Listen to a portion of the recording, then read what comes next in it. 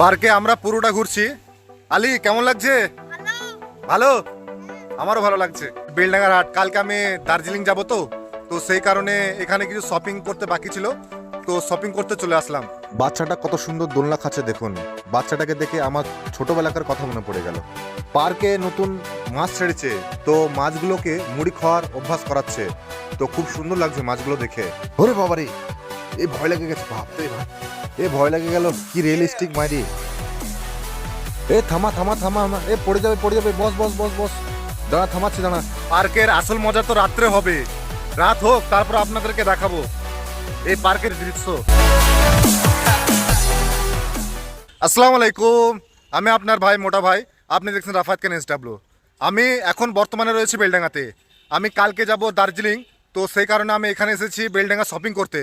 তো বেলডাঙ্গা যখন এসেছি, এখানে দুটো জায়গা আছে দেখার মতন, তো সেই জায়গাটা আপনাদেরকে দেখাবো। দেখার মতন রয়েছে ইউসুফ সাহেবের বাড়ি এবং বেলডাঙ্গা পার্ক। তো আমি এখন রয়েছি ইউসুফ সাহেবের বাড়ির সামনে। ইউসুফ সাহেবের বাড়ি দেখার পর আপনাদেরকে দেখাবো বেলডাঙ্গার বিখ্যাত পার্ক, পৌরসভা পার্ক, সেটাও। এই রাজবাড়িটি রয়েছে বেলডাঙ্গা রেল স্টেশনের কোলে 300 মিটার দূরত্বে। এই রাজবাড়িটি তৈরি হয়েছে ব্রিটিশ আমলে এবং এই রাজবাড়ির মালিকানা হচ্ছে ইউসুফ সাহেব। তিনি একজন পেশায় ছিলেন সিভিল ইঞ্জিনিয়ারের কন্ট্রাক্টর। এই রাজবাড়িটি দুটো গম্বুজ দ্বারা অবস্থিত এবং দেওয়ালে রয়েছে বিভিন্ন রকমের কারুকার্য করা নকশা। এখানকার লোকমুখে শোনা যায় যে ভারত স্বাধীনতা আন্দোলনে এখানে নেতাজি সুভাষচন্দ্র বোস অনেক কবার এসেছিলেন এবং এই বাড়িতে আশ্রয় নিয়েছিলেন। ইউসুফ সাহেব ছিলেন বড় ঠিকাদার এবং বড় বড় সরকারি প্রতিষ্ঠান এই ইউসুফ সাহেবকে দিতেন এবং তিনি অনেক বড় বড় সরকারি কাজ প্রতিষ্ঠান করেন। ইউসুফ সাহেব ব্রিটিশদের সঙ্গে এতই বন্ধুত্ব ভাব হয়ে গেছিল যে তিনি তাদের সঙ্গে ব্যবসায় জড়িত ছিল। তখনকার দিনে বেলডাঙ্গার বুকে সব থেকে ধনী লোক ছিলেন এই ইউসুফ সাহেব।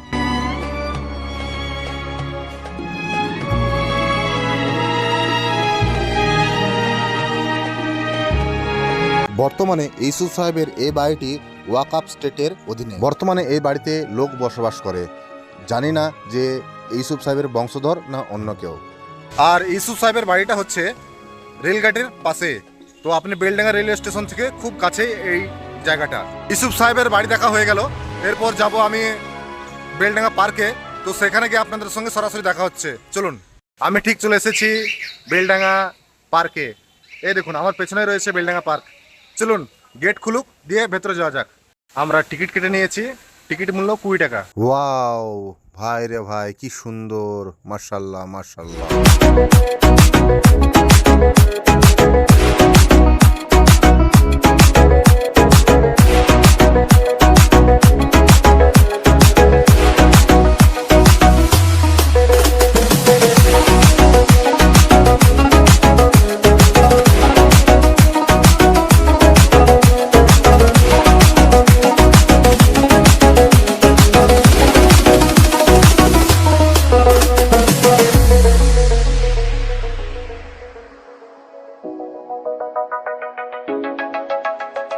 মেদিনীপুরের নাচিরন বাঁকুড়ার এই ভিটা, আর যতন করে বাঁধলি মাথা তাও তো বাঁধা শিখা।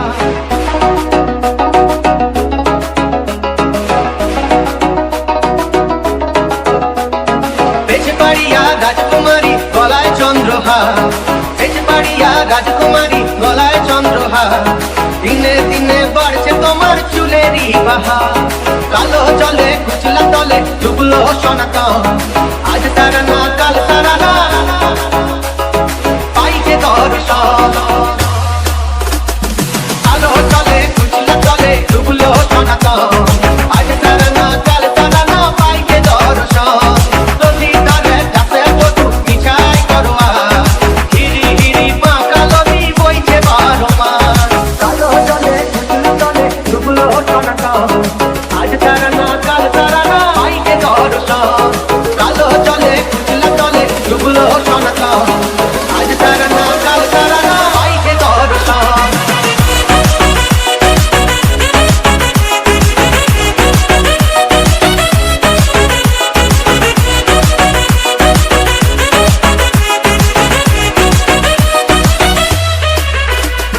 চিংড়ি মাছের ভিতর পার্কে আমরা পুরোটা ঘুরছি। আলী কেমন লাগছে? ভালো, আমারও ভালো লাগছে। চলুন বাকি আরো সব পুরোটা ঘুরবো।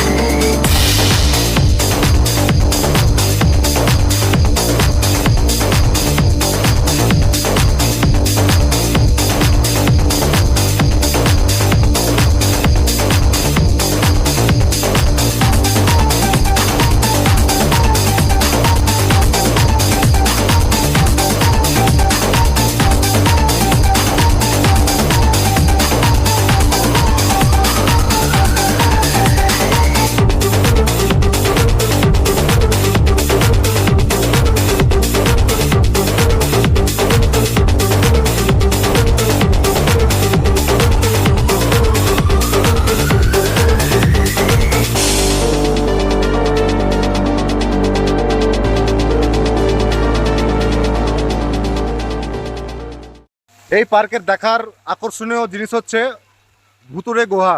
সেটা এখনো ওপেনিং হয়নি, যখন ওপেনিং হবে তখন আপনাদেরকে দেখাবো। চলুন এরপরে আপনাদেরকে দেখাই বাচ্চাদের জন্য এন্টারটেনমেন্টের জন্য কি রয়েছে।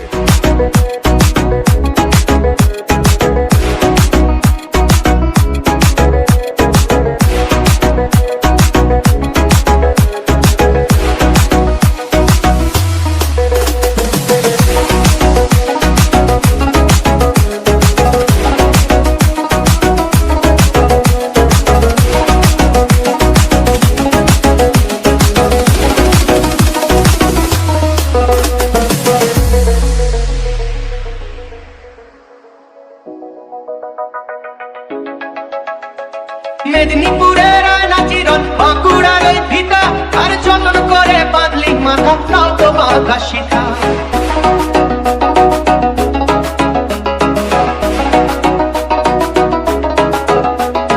বেজবাড়িয়া রাজকুমারী গলায় চন্দ্রহার, বেজবাড়িয়া রাজকুমারী গলায় চন্দ্রহার, দিনে দিনে বাড়ছে তোমার চুলেরই বাহার, কালো জলে কুচলা তলে ডুবলো সনাতন, আজ তারা না কাল তারা না পাইছে দর্শন,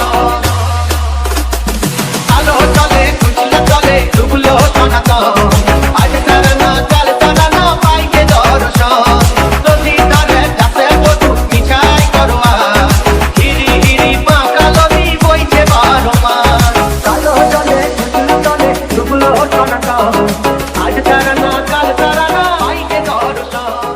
পার্কের পুকুরে মাছ ছেড়েছে, নতুন নতুন মাছ ছেড়েছে। এই দেখুন মুড়ি খাচ্ছে, এখন মুড়ি খাওয়া অভ্যাস করাচ্ছে। তো এখন সেই কারণে বোর্ড বন্ধ, আর না হলে আগে যখন মাছ ছিল না তখন বোর্ড চলতো, এখন মাছ রয়েছে বলে বোর্ড বন্ধ রয়েছে। এই বেলডাঙ্গা পার্কে যথেষ্ট ভালো লাগছে, কারণ ছোটোর মধ্যে বেশ সুন্দর সাজানো গোছানো।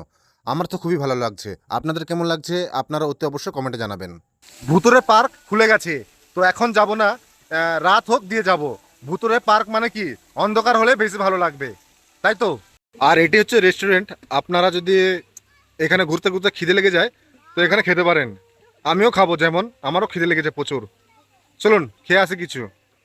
আর পার্কের চারি সাইডে কিন্তু গান চলছে, গানটা আসছে কিন্তু দেখেন এখান থেকে, এখানে গান বাজছে এবং অনুভূতিটা মার্শাল্লাহ মার্শাল্লাহ, অনেক সুন্দর অনুভূতিটা, অনেক ভালো লাগছে। আপনাদের কেমন লাগছে আপনি অবশ্যই কমেন্টে জানাবেন। ভূতের গুহা দেখার জন্য আর মন মানছে না, তাই তাড়াতাড়ি রাতের অপেক্ষা না করে টিকিটটা কেটে নিলাম। আর জনপথে টিকিট ভাড়া পড়েছে 20 টাকা করে। এই হচ্ছে টিকিট ভূতের গুহা। দেখি কিরকম জিনিস। ভিডিও বন্ধ বারণ আছে। হ্যাঁ হালকা দিকে তুলব, কিছু চলছে না।